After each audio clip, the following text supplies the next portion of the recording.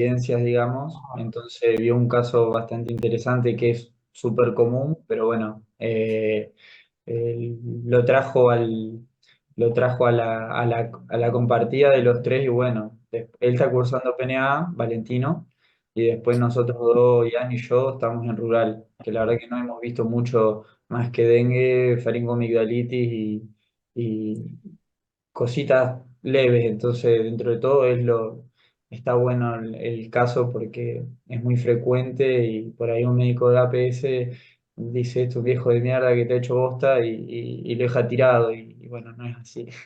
Bueno, Así que para concientizar un poco también. claro, te interrumpo, Feli, un segundito.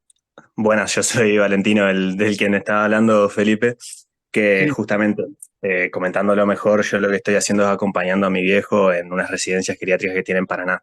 Entonces, de ahí sacamos el caso, por esto mismo que decía Felipe, de que justamente la gran cantidad de casos que hemos visto en las rotaciones por las que estamos pasando es básicamente dengue. seguro. Bien. Hay muchísimo dengue por todos lados, entonces nos pareció muy interesante, como decía mi compañero, este caso particular, que es algo como, justamente como él mencionó, frecuente dentro de la población geriátrica que muchas veces se subestima. Ujú. Bien, bueno, bárbaro. ¿Quieren ir empezando? Dale, Dale, avísame destino y cambio. dale, pasar a la siguiente Dale. imagen para presentar al paciente, que bueno, esto es un paciente masculino de 89 años, oriundo de acá de la ciudad de Paraná, que no presentaba hábitos tóxicos ni hábitos de consumo. Y la única antecedente de enfermedad que presentaba importante era esto, de la hipertensión controlada hace 20 años con enalapril. Y también un dato que me pareció interesante, que es el que resalto ahí, que vivía solo con las necesidades básicas satisfechas. Realmente era un paciente que se presentaba este, bastante bien, realmente. Se tenía total independencia en su vida. Bien, el estado general era bueno, digamos. Exactamente. Está. Pero resulta que, bueno, él se presenta junto con los familiares que sé que eran los hijos, a la residencia geriátrica luego de haber estado internado por un cuadro de neumonía aguda de la comunidad, el cual estuvo internado durante 8 días en tratamiento, perdón, me corrijo, estuvo internado durante 10 días, 8 días estuvo con el tratamiento y al octavo día se le dio el alta, pero aún así estuvo 2 días extra internado debido a que no podían llevarlo a la casa ya que el paciente había perdido toda esa independencia que presentaban las actividades básicas e instrumentales de la vida diaria y los hijos no podían hacerse cargo de él. Bien, te consulto algo hasta ahí antes de seguir. El paciente, antes de internarse en la clínica, estaba en la institución geriátrica, ¿no? No, Antes del cuadro por el que se interna, el cuadro de neumonía, sí. no, O estaba en la casa. no, él estaba en la casa. Ah, bien. Si Lo ahora en la interna anamnesis. desde desde la casa va a internarse en la clínica y desde la clínica va a la institución geriátrica. Así es, Bien, porque debido a este proceso que sufrió y que por el cual estuvo internado, el paciente perdió toda esa independencia que tenía, no se movilizaba como antes, no tenía dificultad en la marcha también, entonces los hijos no podían hacerse cargo de él, razón por la cual deciden buscar dónde poder dejarlo para que reciba los cuidados que necesita. bien. Pasa a la siguiente feliz, ahí está. Bueno, acá en la anamnesis, acá destaco esto de que vivía solo con independencia en actividades básicas e instrumentales de la vida diaria previo a la internación. Hay información también que los hijos no nos llegan a traer del todo, que es bastante frecuente también en la residencia geriátrica, que es algo que por eso destaco, que los pacientes vienen con muchos problemas y muchos de esos pacientes estuvieron en internaciones previas, pero se desconocen información de todo ese proceso porque no traen la epicrisis justamente de la institución. También destaco que el paciente realmente llevaba bien su carnet de vacunación, que es algo que también tenemos muy en cuenta. Y esto que el familiar refiere que el paciente era saludable. Esto que vengo repitiendo desde el inicio, que era un paciente que realmente no tenía problemas de salud relevantes más que esta hipertensión que aún así la llevaba controlada y después todas las actividades que él se manejaba por su propia cuenta. Y estos cuatro puntitos son los que consideré más importantes de todo lo que se interrogó acerca de la enfermedad actual, que presentaba ya una disnea de clase funcional tipo 4 en reposo, odinofagia, equivalentes febriles y temperatura elevada justamente, y debilidad muscular, razón por la cual no, ni se movilizaba ni caminaba por su cuenta. Bien, eso fue al momento de ingreso a la institución geriátrica, ¿no? Sí, Bien, estamos. Ahí hacemos un parate entonces. Les voy consultando a los que no están participando, digamos, en el desarrollo del caso. ¿Se les ocurre en este contexto, digamos, y con estos signos y síntomas con los que llegó el paciente, en qué podríamos estar pensando ya en este momento, como principales por ahí planteos, diagnósticos o situaciones que podemos encontrarnos con el paciente?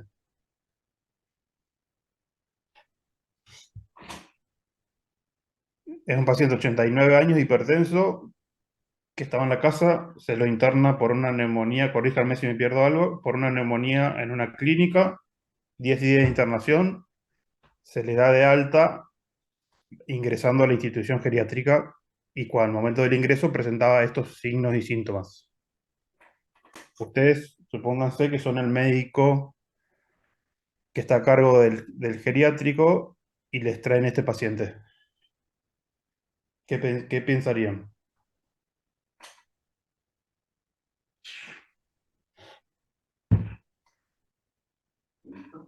Yo pensaría que estamos ante una neumonía de lenta resolución o que no resolvió, digamos, de la manera esperable en la internación, digamos, en la clínica en la que estuvo. Ajá, bien, o sea que estos síntomas que te está teniendo ahora, vos los considerarías relacionados a la internación. Claro, y por ahí el tema de la debilidad muscular. Yo también estoy rotando en una institución geriátrica, en un hospital geriátrico, ahora en hospitalaria, y se ve mucho este tema de la debilidad muscular en los pacientes postrados, más que nada por lo que es la polineuropatía del paciente crítico, del paciente postrado, entonces también uno lo podría pensar por ese lado. Bueno, algún otro comentario, alguna otra idea? También se podría pensar en una complicación de la neumonía, por ejemplo, un derrame o un empiema. Ajá, bien. ¿Algo más? Sí, agregar también de que un estado febril en un paciente anciano tan elevado como él te acuesta, entonces seguramente va a tener pérdida de apetito, no se va a querer alimentar, entonces también todo este cuadro puede estar envuelto en muchos otros factores que desconocemos. Bien, bueno, seguimos. Ujú. Bueno, al ingreso de la institución geriátrica se le realiza además la análisis y el examen físico, que da como datos positivos, como ya hemos dicho, de presentar accidentes febriles, se constata una temperatura de 38,1, con saturómetro se mide una saturación de oxígeno del 91%, una frecuencia respiratoria de 28, una taquipnea y una taquicardia de 105. Ingresa estuporoso, que luego de un tiempo recupera conciencia y se presenta bastante agresivo el paciente. Al examen físico de cabeza y cuello se constata una cavidad oral en mal estado, con ausencia de piezas dentarias, y también se evidencia mucosa deshidratada. Y a nivel de las fauces se evidencia una faringe eritematosa con placas blanquecinas, eh, que corresponde también al síntoma que presentaba el paciente, que era la odinofagia. Luego, en examen de miembros, se puede ver lesiones equimóticas, ya que refiere que el paciente sufrió caídas a su propia altura por esta debilidad muscular que presentaba. y presentó estas lesiones quimotrices antebrazo y hombro izquierdo. Y en ambos pies presentaba onicomicosis. Y a respiratorio se evidenciaba tiraje y uso de músculos accesorios, el resto del examen físico sin particularidades. Bien. Y luego, más datos de la internación actual, ya ingresado en la institución geriátrica, se le comienza a dar alimentación en vía sonda nasogástrica, ya que el paciente comienza de a poco a rechazar la alimentación vía oral. Y esta sonda nasogástrica es extraída manualmente por el paciente 3 veces seguidas, con la actividad, por lo que se tuvo que volver a colocar. Perdón, Para la fiebre se... ya desde la clínica ¿Cómo? venía con la sonda. No, no entendí bien eso. O se la colocaron en No, la clínica. no, en el geriátrico, ya Ah, que el bien. paciente de a poco fue rechazando esta alimentación vía oral. Para la fiebre se le comenzó a administrar paracetamol vía oral, 1 gramo, cada 6 horas. Y en una interconsulta que se le realizó también con psiquiatría, se le diagnostica de depresión y se comienza a administrar nortriptilina. Y además por la evidencia de las placas blanquecinas en la faringe, se le comienza a dar antibioterapia vía oral, amoxicilina clavulana. Bien. ¿Hasta acá algún otro comentario que le llame la atención en cuanto a esta información nueva? Que pueda aportar, obviamente, a los probables diagnósticos o sospechas que puede estar, qué es lo que le puede estar pasando a este paciente.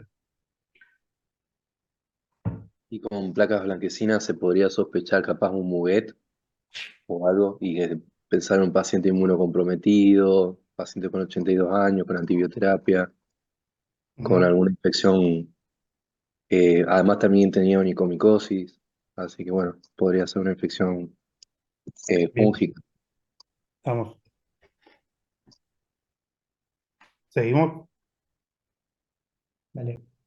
Bueno, eh, luego, en la situación problema, en la internación, eh, se denota que el paciente presenta varios cuadros de inicio súbito de agitación psicomotriz y agresividad, con los enfermeros y con los médicos. Se evidencia una disminución de nivel de atención y se nota que a lo largo del día tiene un carácter fluctuante estos cuadros, que van y vienen. Ya cuando el paciente no puede lograr la remisión espontánea, se ve que sigue con este cuadro de agresividad, se decide a la administración de haloperidol intramuscular para poder lograr calmar al paciente. Bien. Bueno, en nuestro diagnóstico presuntivos, sí, con todos los datos que hemos recogido en el examen físico y los antecedentes personales del paciente, pensamos lo englobamos al paciente en un síndrome confusional agudo, más que todo por este cambio repentino y fluctuante de lo que sería su atención, la agresividad que tiene con respecto al personal médico y demás, y con la retirada de la sonda nasogástrica por parte de él.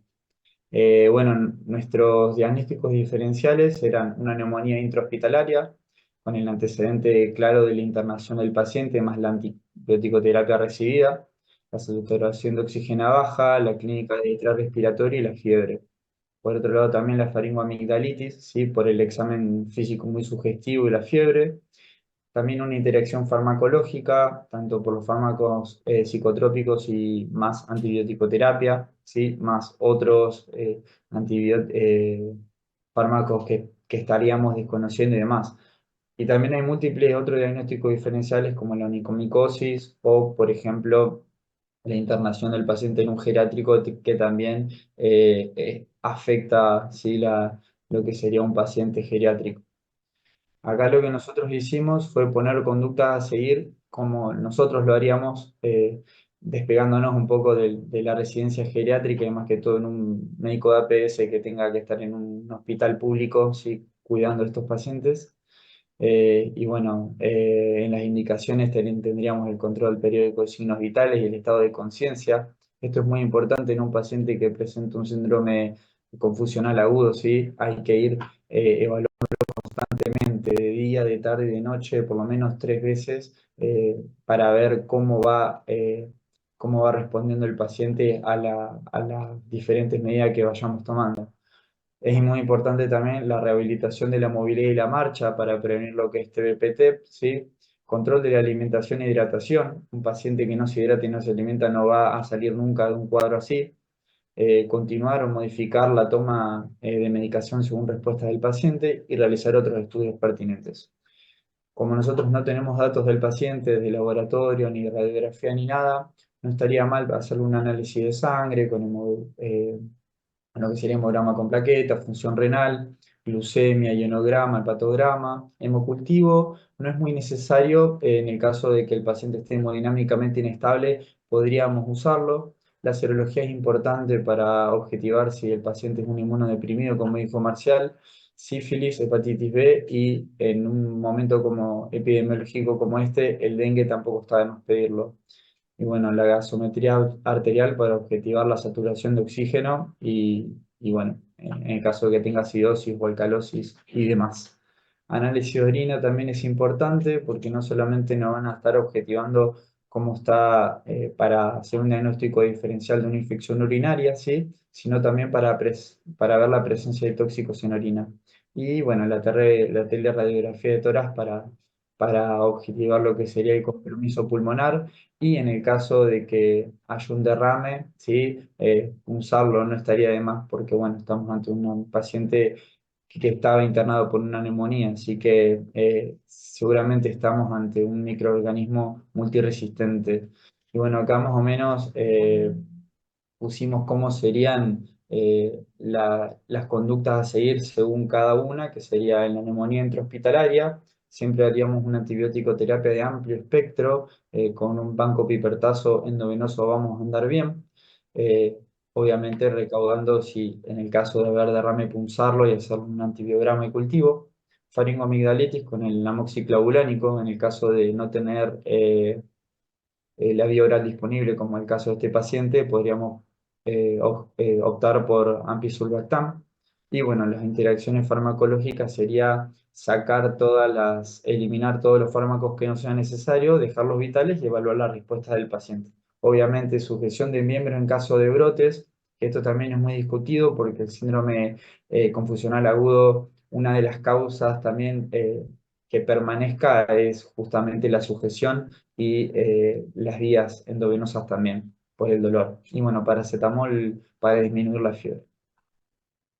Bien, Bien, ahí está la fotito, hermoso las imágenes. Claro, acá ya pasaríamos a hablar sobre teorías. No sé si bien. se... ¿Alguien tiene algún otro comentario en cuanto a que haya pensado en otra cosa, en otro diagnóstico, en otro manejo? Más allá, obviamente la idea no es eh, hacer un 100% de adaptación a lo que se hizo, lo que se pudo haber hecho con este paciente, porque a esta altura es un caso hipotético, más allá de que obviamente ustedes lo hayan visto o no, pero conozcan la historia real y demás. La idea es que esto sea un disparador como para ver qué opciones tenemos en cuanto a probables diagnósticos y tratamientos, ¿entiendes? La idea no es criticar la conducta de nadie ni los Total. diagnósticos y tratamientos, sino justamente abrir el panorama como para pensar varias cuestiones. ¿A alguien se le ocurre otro diagnóstico? ¿Hubiese hecho otra cosa? ¿Hubiese pensado distinto? Capaz que lo dijeron y yo me lo salté, pero también podría descartar todas las causas neurológicas. Por Por ejemplo. ejemplo, una ACV. Ajá, ¿por qué pensarías en eso? ¿Qué buscarías para...? Y o sea, seguramente lo hicieron, pero todo un examen neurológico y algún tipo de Ah, imagen si es necesario, porque, nada, o sea, por el inicio, digamos, por el síndrome confusional, porque podría ser una causa, y el paciente era hipertenso, así que bueno, ujú, tendría un factor de riesgo por lo menos. bien. Eh, ¿Algo más? ¿Algún otro comentario?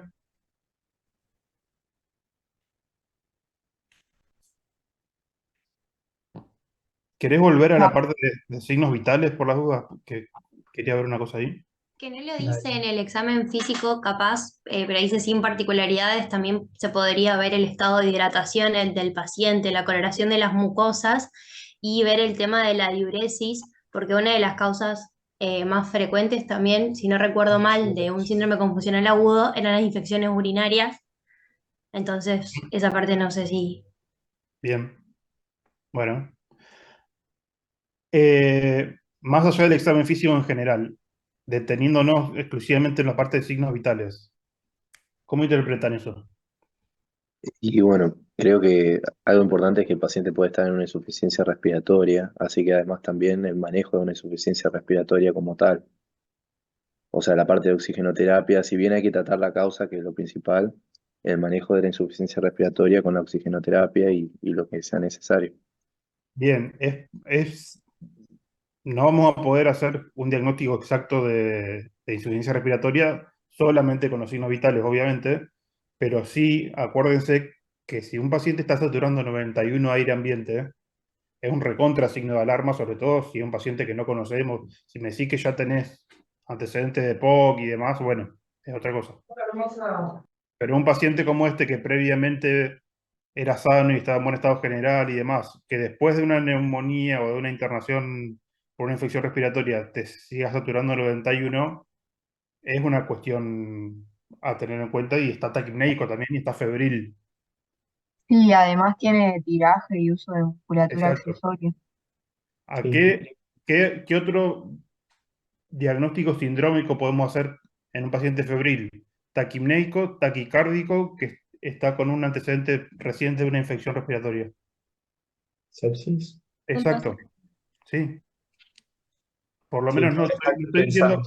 no estoy diciendo que este paciente haya estado séptico ni nada, se lo estoy planteando como alerta, ¿no? Porque, Sí, ahí sí, sí, se plantea como séptico, tendríamos que hacer más cosas, poner un sofá, exacto. todo el sofá y el laboratorio para pedir el sofá. El tema es que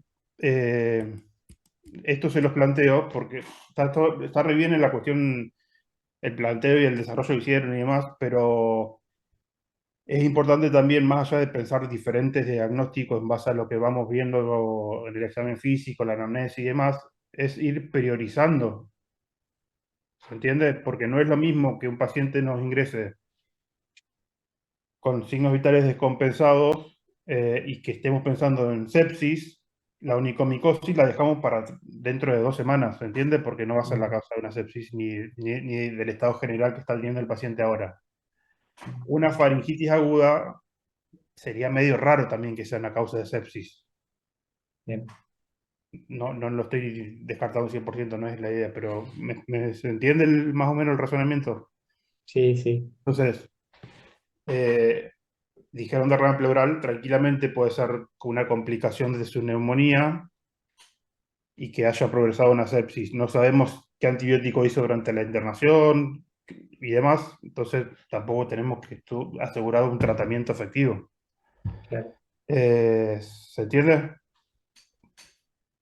¿Qué otra Otra cosa? cosa, otra Sí, cosa que pensaba también, que o sea, falta ahí, no sé si es porque no se lo habrán hecho, demás, en estos pacientes es re importante el monitoreo de la presión arterial. El paciente es hipertenso, está con medicación, por ahí la medicación en estos pacientes lo lleva a la hipotensión, a una alteración del sensorio que se podría pensar como confusional, o también incluso si uno piensa en sepsis, antes de llegar al sofá y demás, con la frecuencia cardíaca y la tensión arterial, podés exacto. hacer una estimación del índice de shock y ahí ya te orienta, digamos. Sí, tal cual. Bien, Sí, estamos, nos recomimos la teada. estamos. Dije, no, la teada, no la pusimos. Bien. ¿Quién sigue, chicos? ¿Tinara? ¿O no? No, sigo yo, sigo yo. Bien. Bueno, ya pasando a teoría, hablando de síndrome confusional agudo, se refiere a este cambio abrupto de las funciones cerebrales de forma espontánea con un origen multifactorial. Justamente, bueno, de lo que se está hablando ahora, de las diferentes causas que pueden llegar a provocar una situación así en un paciente, que es transitorio, reversible de origen orgánico, que va a tener una alteración en la conciencia y una disfunción cognitiva, y esto es muy importante, que va a ser de inicio agudo y con un curso fluctuante. Y bueno, tiene severas consecuencias, como puede ser una alta mortalidad en pacientes hospitalizados, así como un aumento de complicaciones médicas, como neumonías por aspiración, úlceras por presión, etc. Así también, si se perpetúa en el tiempo, puede presentar un gran deterioro funcional y cognitivo y los pacientes no se recuperarían completamente, acelerando así el progreso a demencias en pacientes que ya tienen una reserva funcional reducida. Además de destacar los altos costes de atención sanitaria y social por la elevada estancia hospitalaria que presentarían estos pacientes. Hablando de la etiología, saber que el síndrome funcional agudo no es una enfermedad per se, si, como ya dijo mi compañero, tiene causa orgánica, reversible, subyacente, que se dan normalmente en pacientes de edad avanzada y con demencia. Se dice que 2/3 de los pacientes que presentan síndrome funcional agudo presentan estos dos factores predisponentes, sea básicamente en pacientes vulnerables. Se sabe que a mayor cantidad de factores predisponentes, que estos son algunos de los que hemos podido rescatar de la bibliografía, se necesitan menos factores precipitantes para desencadenar este síndrome. En negrita podemos resaltar los que identificamos en este paciente. Es posible que tenga aún más si después nos basáramos en un laboratorio, porque hay varios datos que nos brindaría el laboratorio. En este caso, lo que podemos recalcar es la edad avanzada, que vive solo, la dependencia de las actividades básicas e instrumentales de la vida diaria. Este paciente que cursó 10 días de internación, se detectó infecciones, en este caso respiratorias. Y lo que siempre hay que tener muy en cuenta en estos síndromes, y más que nada en pacientes de edad avanzada, es la polifarmacia. Muchos fármacos pueden desencadenar este síndrome. En este caso se le empezó a dar un antidepresivo psíquico, y también acá resaltamos el antihipertensivo, que justo había comentado ahí un compañero. Mm. Hablando del diagnóstico de síndrome funcional agudo, saber que es clínico, se detecta con la clínica.